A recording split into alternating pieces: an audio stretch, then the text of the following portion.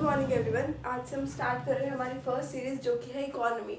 मैं बहुत ज़्यादा खुश हुई सीरीज स्टार्ट करते हुए बिकॉज इकोनॉमी मेरा स्टार्टिंग से एक बहुत फेवरेट सब्जेक्ट रहा है, इकोनॉमिक्स। बट आज हम इसको एक प्रैक्टिकल टर्म में पढ़ेंगे। प्रैक्टिकल टर्म मतलब हम उन चीज़ में नहीं जाएंगे जो टेक्स्ट बुक्स वगैरह में लिखा है। हम उसका एक वो पार्ट कवर करेंगे उन टेक्स्ट बुक्स का जो हमारे डे टू डे लाइफ में और हमें हमारी इकोनॉमी, इंडियन इकोनॉमी को समझने के लिए एक इम्पॉर्टेंट एस्पेक्ट है। सबसे पहले हम बात करते हैं इकोनॉमी। इकोनॉमी होती क्या है? इकोनॉमी एक वो एस्पेक्ट है हमारे इंडिया का या हमारे वर्ल्ड का जिसमें हम क्या करते हैं, जिसमें हम प्रोड्यूस करते हैं, कंज्यूम करते हैं, इन्वेस्ट करते हैं और एक्सचेंज करते हैं। ठीक है, तो अगर हम पूछें कि हमारी 4 economics activities, economy activities main कौन सी है, तो क्या होती है? प्रोड्यूस, प्रोडक्शन, कंजप्शन, इन्वेस्टमेंट और एक्सचेंज। तो इसमें हम क्या करते हैं? प्रोड्यूस हम क्या करते हैं? गुड्स, फिर हम उन्हीं गुड्स को कंज्यूम करते हैं। इसके अलावा हम उन गुड्स की प्रोडक्शन के लिए इन्वेस्ट करते हैं और इसके अलावा हम एक्सचेंज करते हैं उन प्रोडक्ट्स के बदले पैसे या प्रोडक्ट्स के बदले प्रोडक्ट्स, बेसिकली बाटा सिस्टम। तो अगर इसके बाद की हम बात करें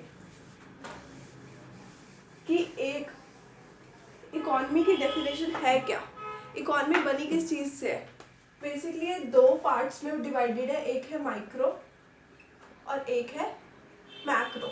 माइक्रो का मतलब है जहाँ पे आई आ जाए तो वहाँ का मतलब है, इसको एक ऐसे आप याद रख सकते हो कि इंडिविजुअल्स, क्योंकि बहुत लोग माइक्रो और मैक्रो में कंफ्यूज हो जाते हैं। और ए का पार्ट्स मतलब होता है एग्रीगेट्स। एग्रीगेट्स मतलब एज होल, एज मतलब एज होल नहीं, एज होल।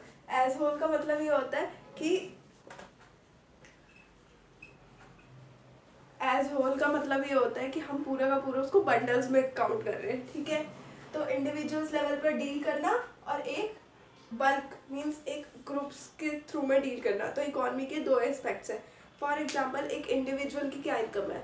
मैं 500 पर डे कमा रही हूँ, तो मैं एक इंडिविजुअल एज होल में अपना इकोनॉमी में कंट्रीब्यूट कर रही हूँ अपनी सर्विसेज प्रोवाइड करके, इन रिटर्न मनी लेके। बट कहीं ना कहीं एग्रीगेट्स मतलब एक कंपनी जिसने अपने अंदर इंडिविजुअल्स रख रखे हैं, ठीक है, वो कहीं ना कहीं इकोनॉमी में क्या कंट्रीब्यूट कर रही है।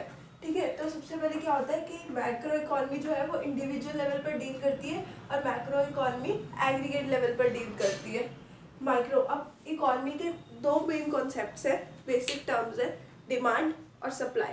डिमांड का मतलब है जो चीज़ आप मांगते हो सामने वाले से। फॉर एग्जाम्पल ये मार्कर, अगर कोई टीचर है, ऑनलाइन टर्म्स में बात करें तो ऑनलाइन में हर किसी ने आजकल ऐसे ब्लैक बोर्ड दे रखे हैं, ऐसे का ट्राईपॉड ले रखा है, तो हर कोई चाहता है कि इन चीज़ की डिमांड बढ़ गई है कहीं ना कहीं।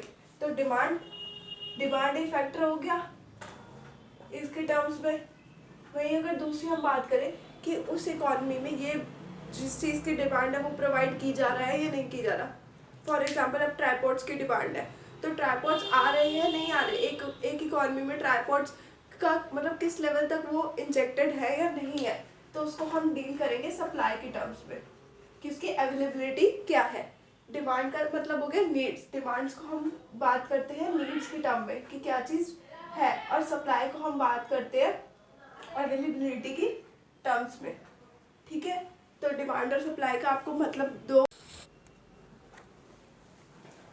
एक मिस हैपनिंग हो गई कि मैं डिमांड सप्लाई का समझा रही थी, उसके बाद मैंने रिसोर्सेज का समझाया तो समहाउ वो कवर नहीं हो पाया। तो मैं दोबारा इस वीडियो को क्लब कर दूंगी रिसोर्सेज का बता के कि रिसोर्सेज में क्या है, रिसोर्सेज का नेचर क्या है। हर इकोनॉमी में कुछ अवेलेबल रिसोर्सेज हमें चाहिए होती है।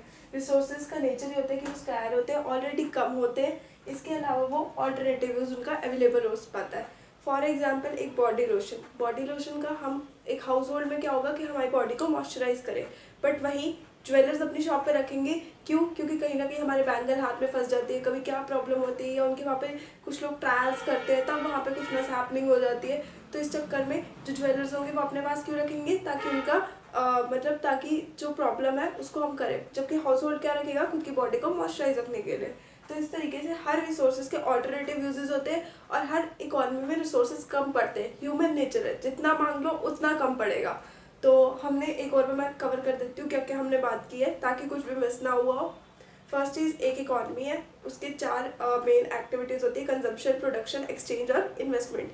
इसके अलावा जो इकोनॉमी होती है उसकी 2 मेन ब्रांचेस होती है, माइक्रो और मैक्रो। माइक्रो में क्या होता है कि वो इंडिविजुअल लेवल पे, और मैक्रो क्या होता है वो एग्रीगेट लेवल पे। For example aggregate demand, aggregate supply. But जो माइक्रो होती है वो सिर्फ डिमांड और सप्लाई में डील करती है। और इसके अलावा डिमांड सप्लाई क्या होती है, डिमांड होती है वो नीड्स बेस्ड होती है कि हमें क्या चाहिए तो हम उसकी डिमांड करते हैं, जबकि जो सप्लाई होती है वो अवेलेबिलिटी बेस्ड होती है कि हमारे रिसोर्सेज में, हमारी जो इकॉनमी है उनमें क्या रिसोर्सेज अवेलेबल है।